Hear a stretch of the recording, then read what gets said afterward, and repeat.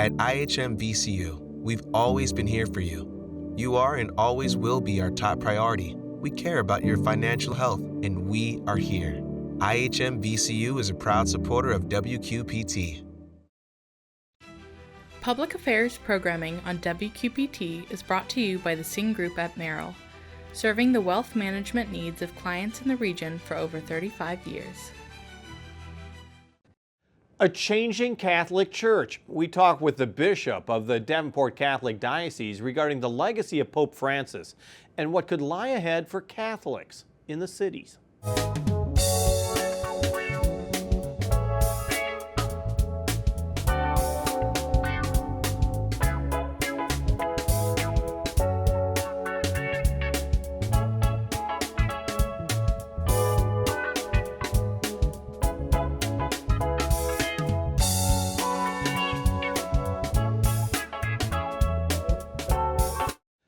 Pope Francis has died the way he lived, modest, unassuming, and precedent-breaking.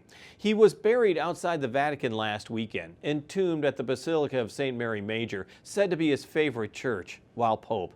Now, Francis led 1.4 billion Catholics worldwide, including almost 500,000 in Iowa. Bishop Dennis Walsh, head of the Diocese of Davenport since 2024, joined us to talk about the legacy of Pope Francis. The Pope is known for living a life of humility and service. Is that the way you see it? I think he was a very simple man, a very humble man. I think that's what people found very appealing in him, is his authenticity, his simplicity, his just a very approachable aspect of his personality. He just draws people to himself. And you kind of forget that he became Pope during a very interesting time. I mean, when was the last time there were two living popes, basically? Yeah, it was. I'm sure it was a challenge for both of them. But you know, Pope Benedict was a very humble man himself. Pope Benedict sort of compared himself to a pack mule, kind of doing the Lord's work, and the Lord has made him a pack mule. He uses that image quite a bit. So I think Benedict was very happy to step back, and he didn't really. I mean, he spent his time in his residence at the Vatican, and we didn't really hear much of him. So that probably made it easier for Pope Francis. He did it in a very dignified way. He did, yes. In so many ways, he taught how to do this. Correct. If it ever happens in the future. Correct. Yeah. There was questions whether Francis, in his illness, would retire. Francis was inclined to work, I think, until the end. I think he had a lot of things that he wanted to accomplish yet. I was surprised that after his stay in the hospital that he went right back to work, so right quickly. away. So quickly, yeah. You take a look at the transformative popes in our lifetime, and you look at Francis and his roots in Latin America, which was such a rejoice, I would think, for so many of the Catholics. One of the biggest populations of Catholics, of course, is in Brazil, but in that area geographically, that he was an inspiration. He was, but he was Bishop of Buenos Aires in a very difficult time. It was a military dictatorship. There were people disappearing, people who were murdered, people in opposition to the government, and I think that really shaped Francis's whole vision of ministry, his closeness to the people. It probably has shaped him in terms of how he saw the papacy, in terms of what he wanted to accomplish, aligning himself with the poor, the abandoned, those suffering, those persecuted. Let me take you back to the funeral from this past weekend. What was your takeaway from that? I always liked the pageantry of Vatican liturgies. I had a priest friend who was at the funeral. It just really, I think it's a time of rejoicing, a time of gratitude for his papal ministry, his papacy. Seeing all the world leaders there, Catholic, non-Christian sometimes. So church leaders from other faiths as well. Other faiths, other religions, and it's just a remarkable witness, I think, to the authenticity of the man and the respect that world leaders had for him. And also the amazing choice by him not to be buried in the Vatican, but instead picking his favorite church. Correct. I've been to Rome a number of times. I've been to Mary Major's beautiful, beautiful basilica. I wasn't aware of how special the place was for him. My last trip to Rome, we were going to visit Mary Major's, and it was closed because the Pope was there. So I think I've read where he had visited that church 130 times in his papacy. Whenever he would take a trip overseas, he would always stop at the basilica, paying homage to the icon as he would visit the church. So he was always bringing roses. So it was great during the funeral. Before they bring the body in, they said Francis always brought white roses to the church. They had 2 children carrying baskets of roses and put them at the feet of the icon, right where he was going to be buried. Like you said, it's the visualness and the tradition of the funeral and that's what Catholic Church is so well known for, is the traditions of in so many different ways. I was just going to say of the funeral procession, but everything else associated with the funeral, and even the selection of the Pope, which I would like to talk about more. But let's talk about the actual funeral. You said that the pageantry and the world leaders really stuck out. Was there a message that you think that was repeated throughout that really underlined Francis's impact on the world? Cardinal Ray, who was the celebrant of the Mass, he's the dean of the College of Cardinals, and he's responsible for being the celebrant and also the homilist.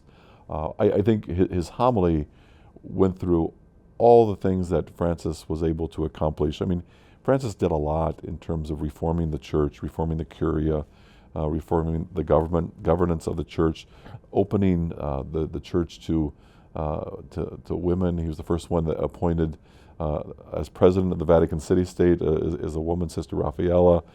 He appointed a religious nun as the head of one of the dicasteries. All of those things were unheard of prior to Francis, but just the small ways in which he opened the church to the wider world. That was probably the theme that was so important for Francis, was to open the church to the world rather than an institution that's kind of turned in on itself. That was very important to him, is for the church to go out to the world and to meet the world on its terms, and to be a presence and a witness to the world. Well, and when you talk about the world, there's 2 other major initiatives of Pope Francis, one having to do with the environment, Correct. The other one, of course, having to do with migrants. Let's talk about the environment. I mean, when you look at what's going on in America right now, the Pope would be left of the latest political opinions. I don't know that the church thinks in those terms. Pope Benedict said it very beautifully, that in America we are so obsessed with ideology that it consumes us. For the most part, although there would be people who identify themselves as progressive or conservative, it doesn't have the overriding sense that it does in American politics. So I think what Francis did for the environment, more than anything else, is that he made the issue mainstream in terms of Catholic thought. That there's always been a string within, a theme within Catholicism, that we are responsible for stewardship for the environment. But Francis takes it further in terms of talking about it in terms of climate change, that we have a responsibility to care for our common home, and it's part of our obligation as part of God's creation, is to exercise stewardship and care for our common home. The name he chooses for his papacy is Francis. St. Francis himself was known for his care for creation. So it's part of, it sounds like it was part of his thought process, his view of life from the very beginning of his papacy, that this would be part of it. And the other part, of course, being protection of the migrants. And when you talk about migrants, of course, we immediately think of the southern border, but that huge humanity that left the Middle East, Syria, the war-torn countries that ended up in areas of Eastern and Western Europe. I mean, dealing with the dignity of migrants is a worldwide issue. Correct. From a Catholic perspective, we as Catholics believe that people have a right to migrate. And governments have a right to control their borders, but they can't prevent people from migration. They can do it in an orderly way, and governments can establish laws to that effect. And it's been part of Catholic teaching, not just with Francis. And although people identify it with Francis, it's been part of Catholic teaching since the 1950s. Pope Pius XII was the first one really to bring the notion of migrants and the importance of migrants, that people have a right to protect their families, to move to other parts of the world for economic reasons or for the protection of their family. Tell us where we go from now. Everybody's watching the movie Conclave. They're learning a lot. I mean, that's spiking. It's an amazing process, once again, that's steeped in history. You know, I think we as Americans view it from a political perspective, thinking that people are vying for the office. I don't know that that's true. I think anyone who's been bishop, and all those cardinals are bishops, they know that the office of bishop is in a sense a crown of thorns, and even more so for the office of papacy.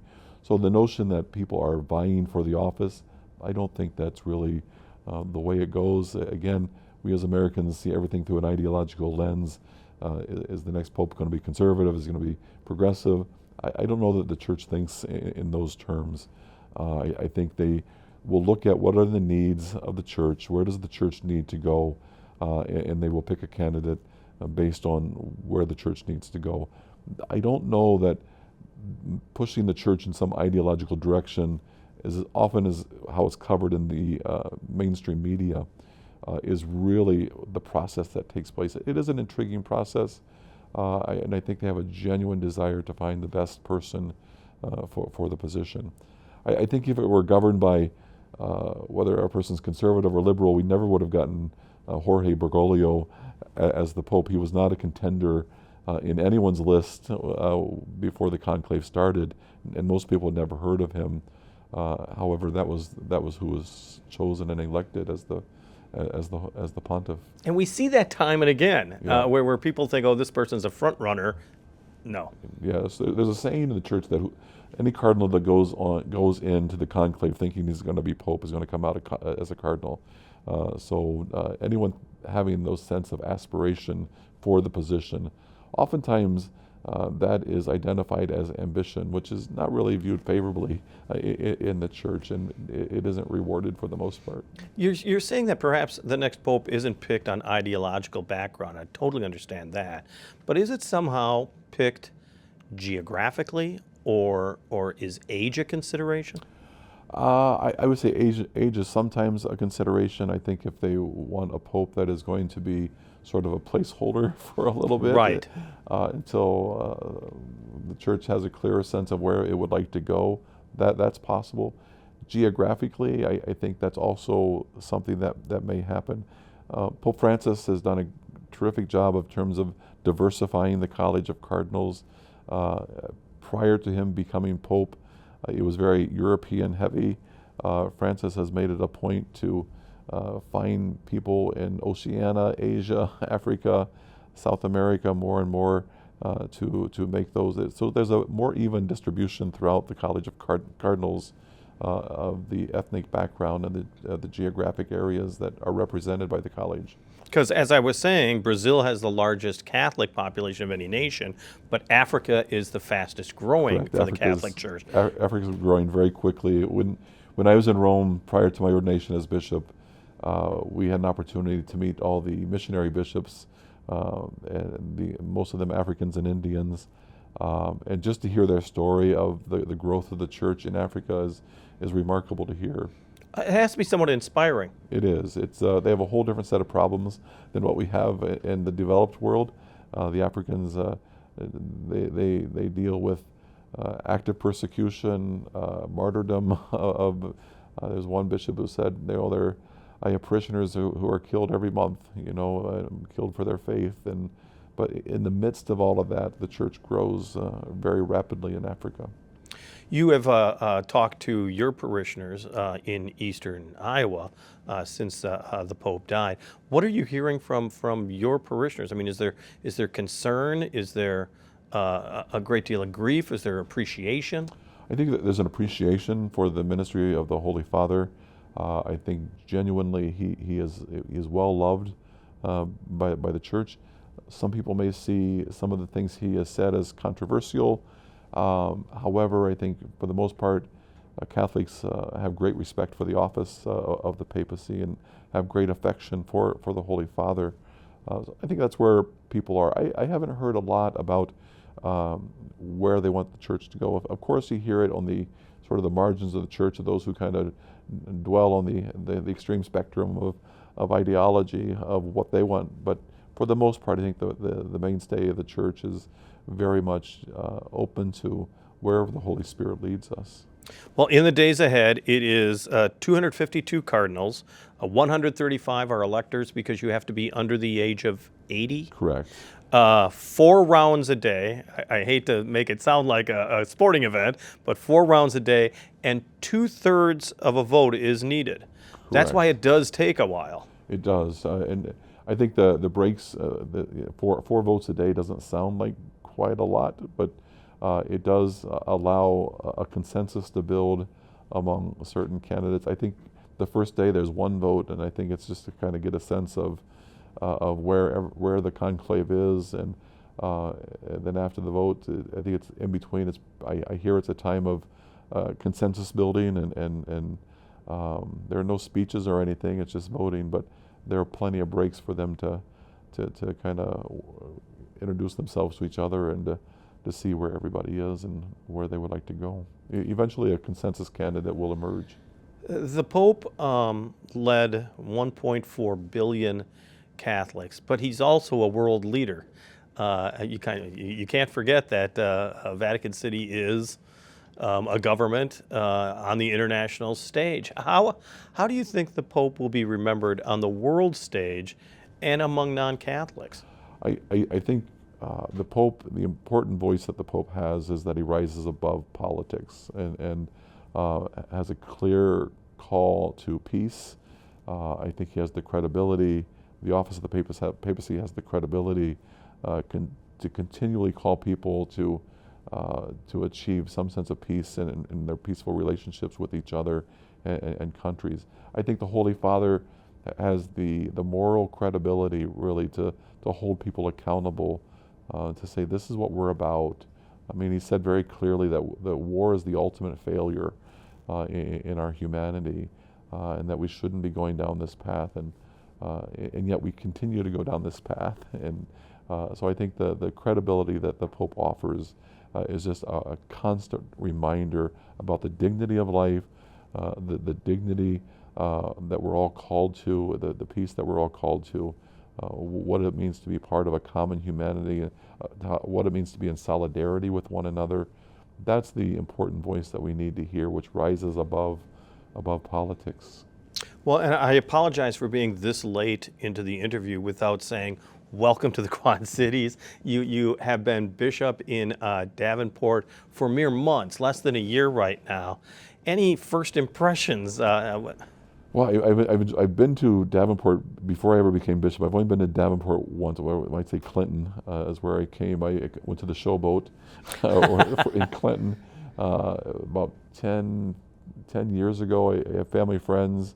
Their son was in a show on the showboat. So I went to the showboat up in Clinton to see a show, to see him in the performance. But it's a wonderful area. I'm looking forward to getting to know the area more and more.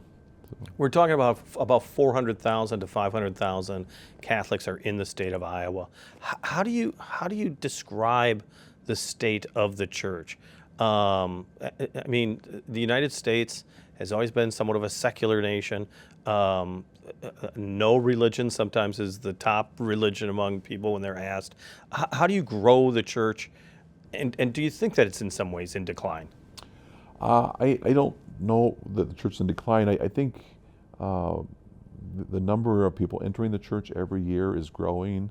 However, we have a large contingent of people who are older, who are dying off. I mean, those who are coming into the faith are not as many as those who are dying off. We have those whole baby boomer generations. Sure.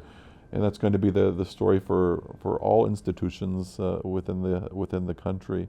But more and more people every Easter Vigil, we baptize more and more adults into the faith. So I think the best days of the church are ahead of us. I'm looking forward to being part of that, of leading the Church of Southeast Iowa into growth. My priorities as bishop is I have a great passion for youth ministry. I've had some success in youth ministry in my previous parishes. I'm looking forward to leading young people into a relationship with Christ and also into a relationship with the church. And you could see that play out. The strength of the church would seem to be with the youth of the church. Correct. Yeah. I mean, it's wonderful. I think once young people begin to see people their own age, peers, who are excited about the faith, I think they go forth and they evangelize their peers more and more. So I've had wonderful experiences with young people as a parish priest, and being able to witness them growing in a relationship with Christ. And as you said, you do want to visit, well, of course you want to visit more of the diocese. Is that basically your short-term goal, is to get to know the churches and the parishes? Trying to get to every parish. So every weekend I'm in the parishes doing confirmations. I had 4 this past weekend. So I go to all parts of the diocese doing confirmations, but that's really the place where I get to know people, spend time with people, find people in the diocese, and just sort of go to their churches, their parishes, and see what's going on. So, is it important also to get rid of the mystique in a way? I mean, you're the bishop. You come into a church and people probably treat you slightly different. That's taken me quite a while to get used to, and I think I'm still not used to it actually. So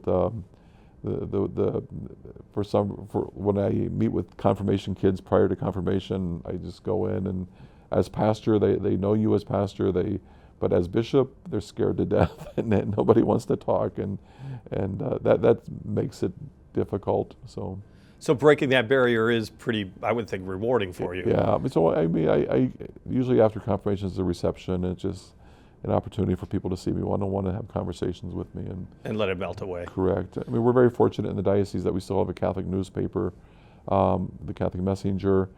People read about me quite regularly. It's an introduction point where people will ask me about my dog and everything. So people seem to know about my dog.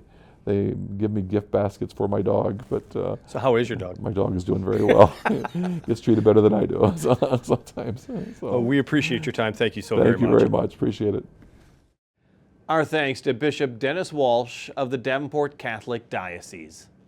May is a time when spring goes into full swing. It's a time to start enjoying the outdoors after a long winter season. So here's a couple ideas you might consider if you're looking for fun activities in the area, thanks to Visit Quad Cities. Check out the things to do this week in the Quad Cities. Start with watching Heartbreak Hotel, which has over 40 hits from the King of Rock at Circa 21 Dinner Playhouse on April 30th. Next, there will be complimentary golf on the 3rd level of Iron Tee Golf on May 1st from 7:30 p.m. to 9 p.m. Then, on May 2nd, enjoy Salsa Night in the Redstone Room at Common Chord. Then, on May 3rd, get ready for the Freight House Farmers Market opening day at 8 a.m. And then, finally, there will be a Cinco de Mayo Taco Margarita Fest in downtown East Moline on May 3rd, starting at 11 a.m. For more events like these, visit our events calendar at visitquadcities.com. Jonathan Turner is a longtime piano player with a master's in music education from Indiana University. He's been a journalist in the city since 1995. He's also accompanied a wide range of performers in musicals, individual performances, and church services as well. Jonathan joined us on the stage of Moline's Black Box Theater to perform one of his originals. So here's Jonathan Turner with Just a Midwest Boy.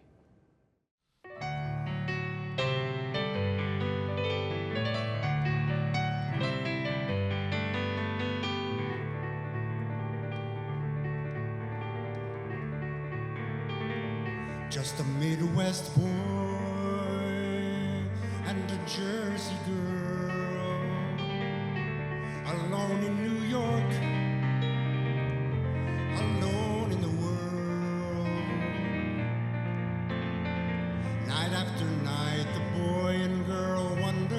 if they'd ever find the one, or would their hungry hearts be forever born to run?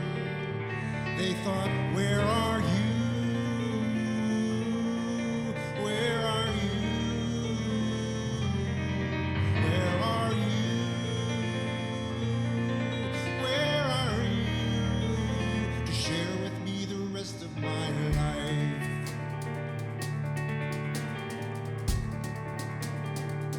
Just a Midwest boy and a Jersey girl. One day they met online.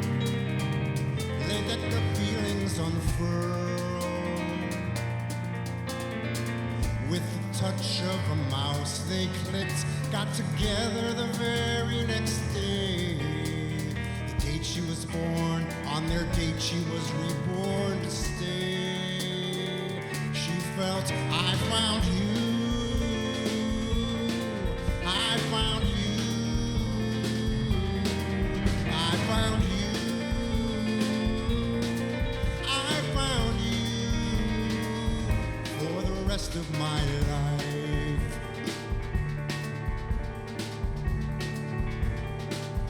Just a Jersey girl and a Midwest boy. She gave him hope, he brought her joy. Then one afternoon in June, she asked him to be his bride. Though it was raining out, the sunshine streamed inside. He said, I love you, I love you, I love you, and I love you for the rest of my life.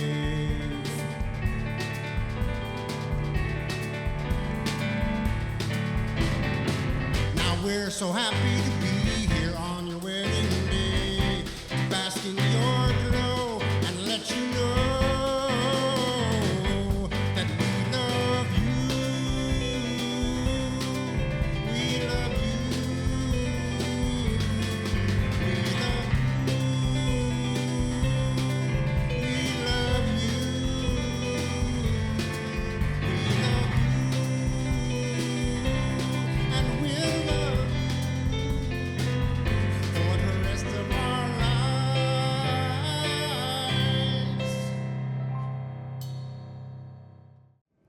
That's Jonathan Turner with Just a Midwest Boy, performed at Moline's Black Box Theater. On the air, on the radio, on the web, on your mobile device, and streaming on your computer. Thanks for taking some time to join us as we talk about the issues on the cities.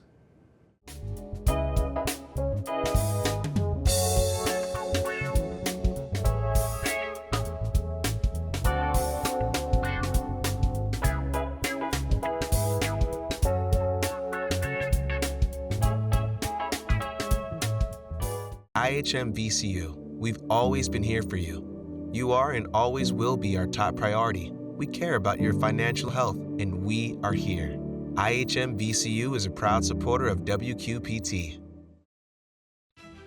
Public Affairs programming on WQPT is brought to you by the Singh Group at Merrill, serving the wealth management needs of clients in the region for over 35 years.